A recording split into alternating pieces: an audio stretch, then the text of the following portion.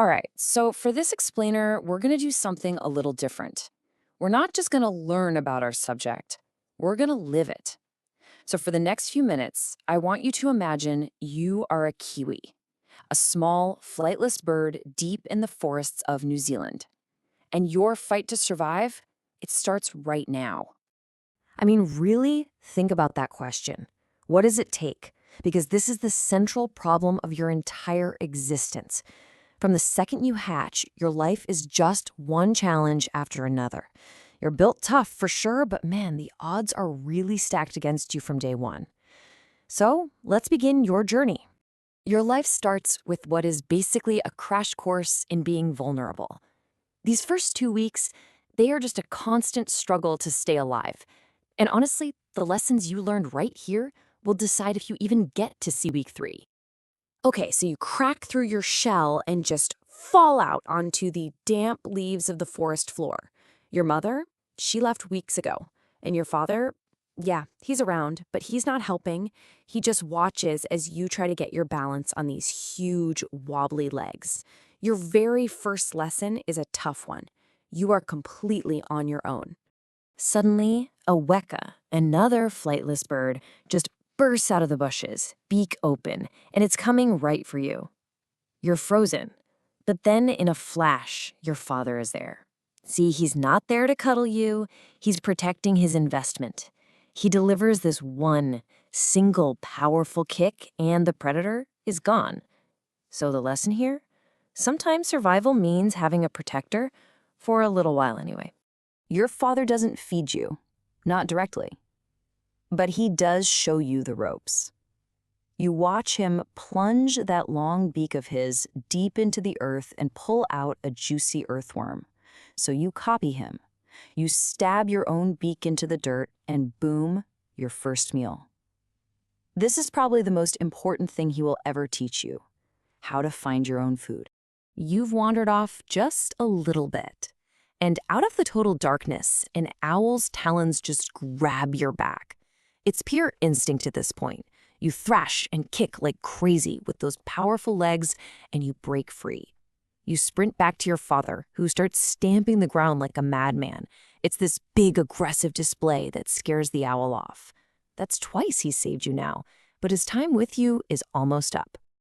And just like that, he's gone. His scent is gone. His calls in the night are gone. Now the real test starts.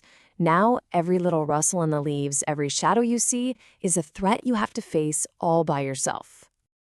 I mean, just look at how fast all of this happens. In just 2 short weeks, you go from being protected to being totally alone.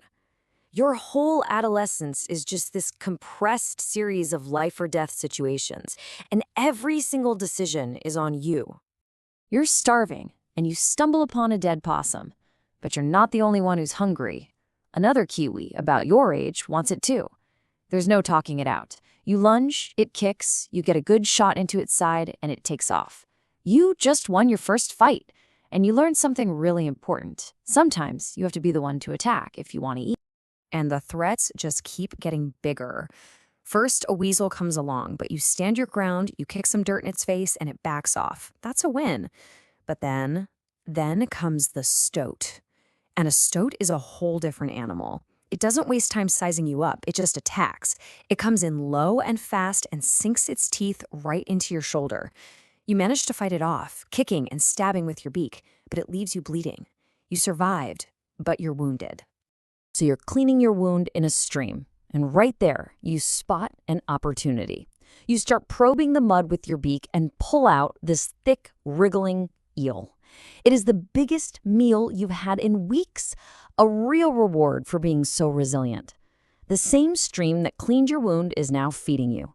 You've adapted. You've found a whole new source of food. So you've made it through your youth. Now your instincts start to change. It's not just about staying alive day to day anymore. Now it's about building a future.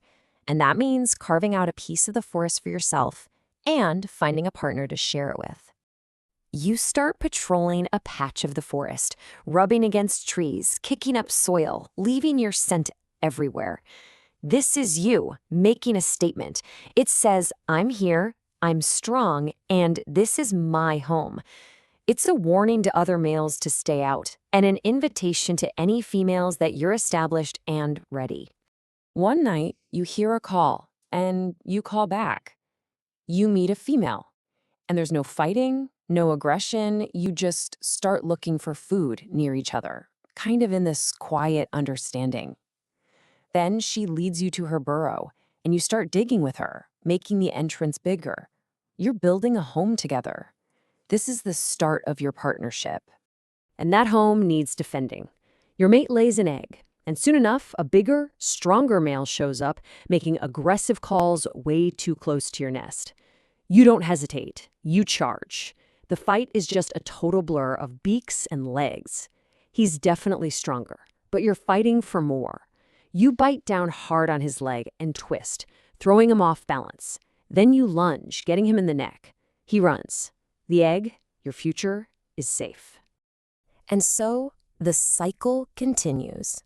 You've survived, you've found a mate, you've defended your family. And now it's your turn to play the role your father once did, to be the protector and the teacher.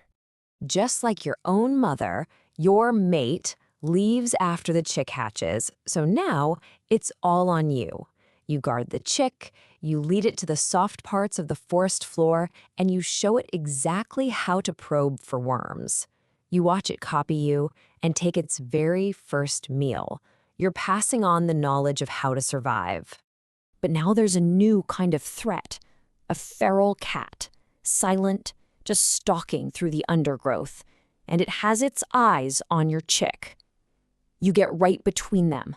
The cat is fast, trying to dart around you, but you meet its lunge with an incredibly powerful kick. Your claws rake right across its face, and you draw blood. The cat, totally surprised, backs off and disappears. This chart really shows you why that fight felt so different. See, the Weka, from when you were a chick, that's a native threat. Your species grew up with them, you evolved alongside them. But cats, dogs, stoots, these are all introduced predators. They hunt in ways you're just not built to handle, and your old defenses are being tested like never before. The danger is getting worse. You've lived for 12 years, you've fought off rivals, you've escaped predators, you've raised your own young. You are a true survivor. But some threats just don't play by the old rules. Just look at the scorecard of your life. It's been one battle after another. You got away from the Weka and the owl. You fought and you beat the stoat, the rival Kiwi, and the feral cat. Every single time, your strength, your legs, your will to live, it got you through. But then, look at that last entry. The biggest threat is one you haven't even faced yet. It happens during the day when you're at your most vulnerable. There's no warning, no standoff, just something crashing through the ferns. It's a dog. Its jaws clamp down on you and it just shakes you. This violent bone-snapping motion. You try to kick, to fight back, but it's just no use. It bites down on your neck. Those powerful legs, the very weapons that saved you from owls and stoats and cats, they're useless now. They're thrashing against the dog, but they can't break its grip. This fight isn't fair. It's an evolutionary mismatch. And it really makes you wonder, right?